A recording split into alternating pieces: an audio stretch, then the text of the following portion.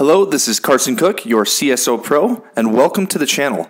Don't forget to hit the subscribe button and turn on the notification bell so that you won't miss any of our future uploads. Enjoy the video.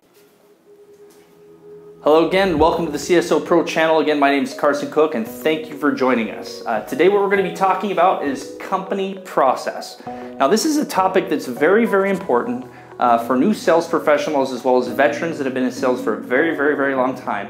But it's a topic that a lot of companies like to talk about, and I think we're going to get some good comments on this one from a lot of different companies out there. But the reason we want to talk about company process is because there's one thing about sales professionals, no matter you're young, you're 19 years old, you're fresh out of college, you got a lot of energy and enthusiasm, or you're a 55-year-old veteran who's been in sales since the day he got out of school, is the fact that we all have egos, okay? We're all entrepreneurial, we're all innovative, we all have different creative solutions for problems, and that's exactly what makes us good at sales. That's what makes us good at communicating, what makes us good with dealing with clients and dealing with people. But the problem is with that is that we're not very good with structure. We're not very good with following a process, taking orders. As well as we know, sales is very entrepreneurial. And communicating is very entrepreneurial. We have to be creative and effective, but we also lose sight of company process, which bites us, shoots us in the foot, bites us in the leg when we deal with new companies. If we take on a new industry, if we take on a new sales product, if we take on a new company that we work with, okay, so the company sales process is one of the things that we don't really take warmly to or lightly to. Every time that we do an interview, we want to boost our numbers. We want to boost our sale. We want to sell ourselves to the person interviewing us. We're the top salesman in this. We sell the highest number of that. We deal in this, and I've worked some of the biggest deals on the planet. This and this and this. So when we have that ego and we have someone that might be younger than us, maybe someone that has less experience than us teaching us a sales method, we decide to tend to push it off. Okay, we just try to reinvent the wheel, or we try and say, well, that's not gonna work, that's never gonna work, or I've done it this way before in the past, it's always worked for me.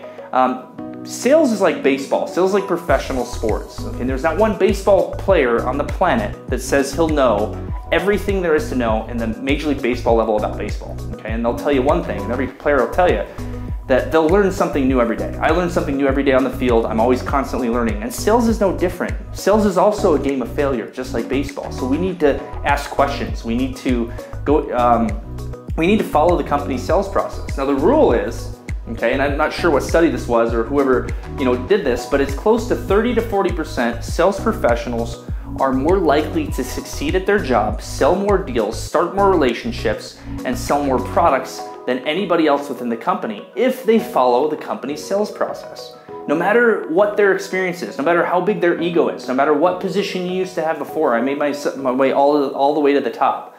Okay, I was this of this company, and I used to play golf with Bill Gates, and I sold this and I sold that. Now, if you have to start a new industry and they put you in a certain level position, mid-level position where you have to sell, or a consultative or consulting position, you still need to know the company's sales process. You need to still follow that process for success. Now there's a reason why company sales training also can be very boring for sales professionals. Okay, we can put the training on, take notes, pop on YouTube, watch this channel, or we can watch TV and kind of ignore everything that's in the sales training because you already know it. Okay, I already know the steps to sell. I know how to qualify, I know how to do this, I know how to ask questions. Okay, that's very true, but there's a reason the company sales process is put into place. The company spent millions of dollars, if not more, okay, putting in a process that works for them, their employees, and not just your department. Okay, not just sales. Okay, we're research and development, with underwriting, with docking, with boarding, with everything else that happens surrounding the deal. Company processes are put in place for that very reason. Okay, and you're going to be more successful if you master. When I say master that company's sales procedure, master that company's foundation, that foundational procedure, those steps of the sale, those objections that they provide you with, that training they provide you with. We need to be on that training, taking notes, asking questions, going through it again and again. Okay, getting with your national accounts director, getting with your sales manager or your president of sales or whoever it is that you work with, and collaborating with them back and forth on this sales training. Why was it put in place? What if this happens? What if this happens? So you can get all the answers. It's extremely important. And like we said, it's gonna be boring. Okay, for sales guys that have been out in the field for a long time or they've been selling for a long time, there's gonna be a lot of repetitive information, but it's not repetitive. Okay, repetitive is, like we said, hitting a baseball off a tee every time for hundreds of hours, right? That doesn't change. It's like the same thing, but yet we have to do that with a professional batting coach to get us to the top level. Okay, another thing that we need to do, guys, with company process is you need to find the number one. You need to find the number one. It doesn't matter if they're older than you. It doesn't matter if they're younger than you. It doesn't matter if they have less experience than you. There's a reason that this person is hitting the sales targets and the sales goals with that company, and they're ranked number one consistently on a regular basis.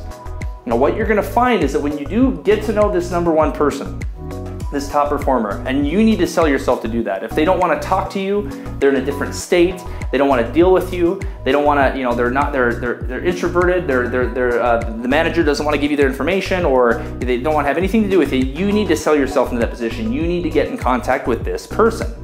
Okay, they're the top performer. They're your role model. They're the person you need to look up to. They're the person you need to take their system and pick it apart, get all the information that you need so that you can make that your number one target. You need to be the next number one guy, okay? And they say the top 1 or 2 or 5% of every company's sales force sells 90% of your deals. Well, there's a very damn good reason that that happens. These people, or these top performers, they follow the company's process not only to a T, but they do get to bring in a lot of their personal tricks and tips and this and that. When do they call? When do they jump on those phones? When do they make their phone calls? During the day, at night? When is a good time to follow up with the client? When do you do this? And they'll give you a very specific reason why. Now, the good part about us and sales professionals having good egos is that they love to train, they love to talk, they love to communicate, they love to spread their information around. So if you can friend the number one sales performer, you can learn a lot of really good information. But again, what you're gonna find is that the top performers have mastered the client type, they've mastered the product, they've mastered the objections, and not only that, guys, they have mastered the company's process. They've mastered those steps of the sale. They have been through many different clients already. They've been through many different issues and problems within the company, and pain points, pleasure points, fast tracks, fast deals, slow deals, and they know exactly what to do. So they're gonna really help you out with building a good foundation. Now, this is extremely important, guys, to take note of all three of these things, because what this is gonna do is this is gonna help you get your paycheck faster. This is gonna help you sell for higher commission. This is gonna help you get out of a learning, or get out of a sophomore slump. It's gonna help you round the bend with a new learning curve. And that's the thing when we interview people, is what's the learning curve process? And that's a very valid question to ask someone that's interviewing for sales. So how long does it take someone to catch on to what you're laying down?